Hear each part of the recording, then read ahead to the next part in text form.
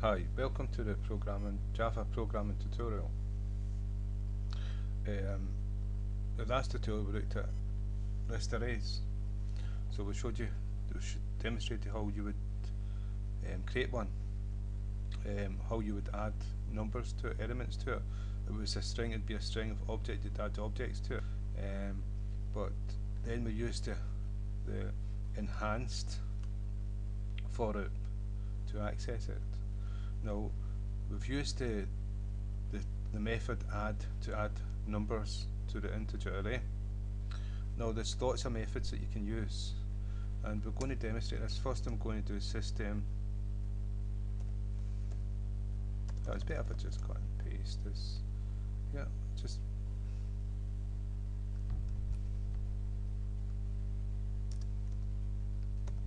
cut and paste and change this in here. So what we've got is the array is called numbers. So if we type numbers dot, and you can see there's a whole list of methods. Add is what we use to add numbers to it. Add all, and so you would put the collection, the array list name, and extends what type. I said you would put integer in here. If it was integer, string if it was string. The same as what we've got here, lists and the greater than and less than sign with integer inside it. And then you would give it a name to access it. The object that you're passing to add all. Add all, you give the index number, again the collection and the C. Contains, and you can put the object inside here, and you can also use contains for, you give it a value and it'll check the value for you. Contains all, again you can use that to see if all the stuff is contained in it. Equals # index of is empty, it will just return true or false.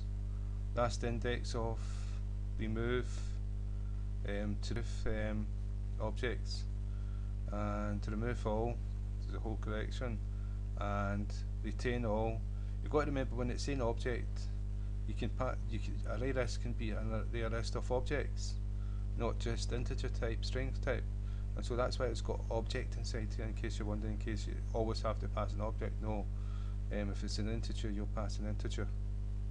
Let's see, size will tell you the size of it because it's dynamic and always changing. String size. Get, this is where you would type in element number 4 and it would pass to, this would return what's inside that element, and so it's integer here because this is an integer one. Get class, tell you what class it is. Iterator, this is remove with the index, the same as the one before, but it's not object. So that's a constructor, and you've overloading the constructor. It's the same method, but what gets passed to it's different. Set, add, this is add again, but again with more arguments, so it's overloading the constructor. And so if we come back here, and if we go in here and we say get brackets, where are we? So if we put a number in here, so what, that's 0, 1, 2.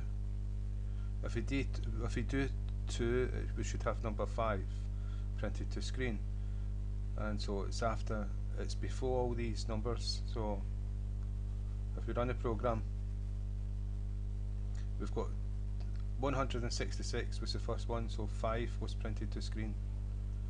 And so if we change this to contains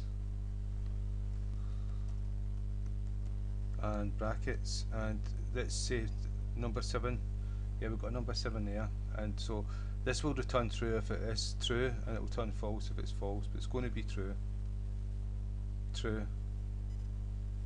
And if we put a number that's not there, 76,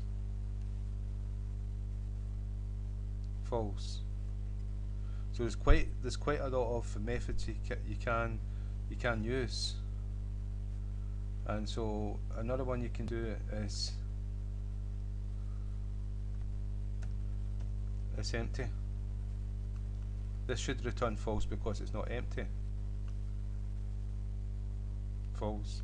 If it was empty, it would return true, and you would know it was an empty array list. And so there's many different methods you can use with it. So that's us for array lists. So we're going to move on. We've got stacks, vectors, and hash tables and things like that. So we're going to move on. So again, thank you for your time.